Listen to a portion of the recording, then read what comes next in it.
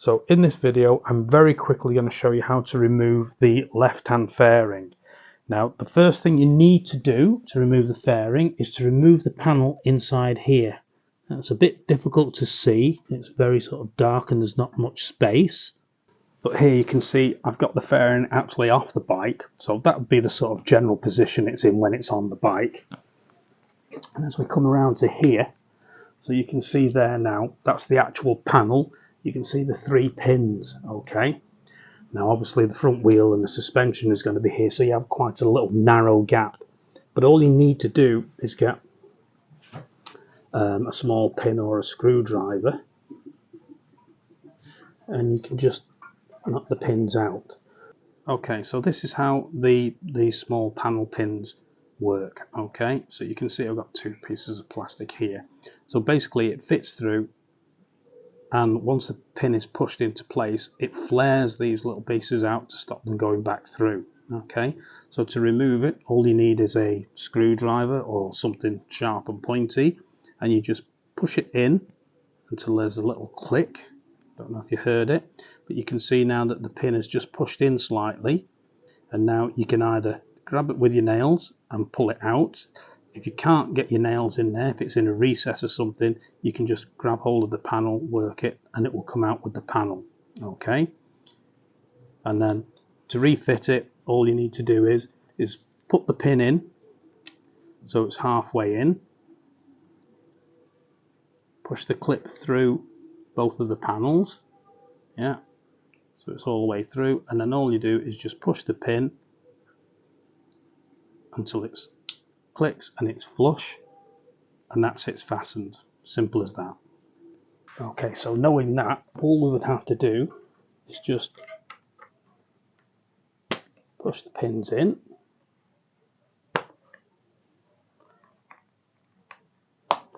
and then once we've done that, obviously remember the fairing would be held on the bike, we'd just be able to pull that panel. Okay, so you can pull it free, and these 2 holes here would actually be holding it onto the panel that fits under the headlamp, so you can just leave it hanging there, or you could remove these 2 pins, which are exactly the same as these, and remove the panel completely. So once you've removed the panel from inside the fairing, yeah, the next thing to do is to remove the 3 clips from the belly pan. Okay, so there's one at the front, and then there are 2 at the rear. Okay, so they secure in the same sort of way as the small clips in the side panels, but they work slightly differently. Now these are the clips that I use underneath at the bottom of the fairing. There are 3 of these, and they work on the same sort of principle. If you can see here, it goes through the hole. These little things. If you pull the pin out all the way out, you can see these things will actually squeeze in and go through a small hole. And then once it's in, all you do is you just push this up. The only difference between this and the small clips is you can't push this pin all the way through to release it. It has these little sort of slots in each side, and all you do is get a screwdriver in there, flick it out, and then that will allow you to pull the clip out. But really, so the same principle, just slightly different design. Okay, so once you've moved the panel from this side, there are 9 screws you need to remove from this left-hand panel, or this left-hand fairing. Okay, so there are 3 here at the top, 1, 2 and 3. There are 2 at the front of the fairing here, 1 and 2, that's 5. Now these 2 screws, they have to come off if you're removing the right-hand fairing, because they actually screw directly into the housing for this grille, which protects the oil cooler. Okay, but also they need to come out if you're going to take the left-hand fairing off.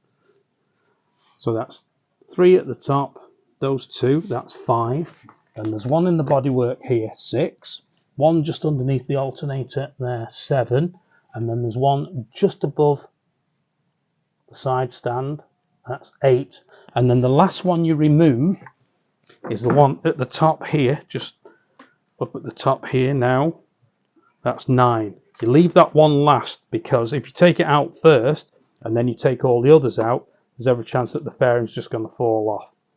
Whereas if you leave that one till last and take all the others out, the fairing will stay on in position with that, and then you can take that off when you're upright and standing up, then take the fairing off.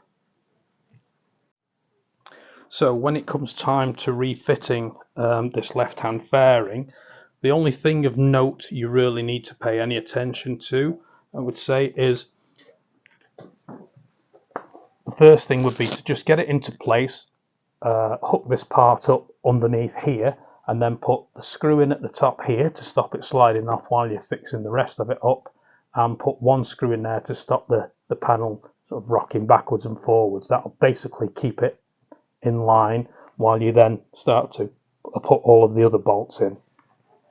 Also, the other thing you need to be aware of is when you come to fit this part, when you come to put this part of the bike on, if you've got the other fairing on, that V section that protects the oil cooler, you need to just make sure that's correctly lined up and sitting in. There are some small lugs behind here, and it needs to sit within those lugs so it's not flapping about. Make sure that that's all lined up correctly before you put in the two screws here. And then apart from that, just the usual thing with the bodywork bolts. Most of them have a shoulder on it, so the bodywork is designed to fit over the shoulder. So watch you don't trap the bodywork between the frame or the chassis and the shoulder. Yeah, as you tighten them up, as you feel them start to get tight, just give the bodywork a little shake and it will pop over that shoulder and sit on it properly. Make sure you put all of the bolts in first and that they're all loose before you tighten anything up. Once you're happy that everything's in place, it's all secure, and you've got the screws in but they're still loose, put the belly pan clips in, and when you're happy with all of that, then tighten everything up. And that is the fairing fitted. Okay, that's all for now. If you liked the video, then leave a like. If you didn't like the video, then leave a dislike. Either way, leave a comment, suggestion, or any questions you may have in the comment section below, and don't forget to subscribe with notifications on so you don't miss any of my future content. Once again, thanks for watching.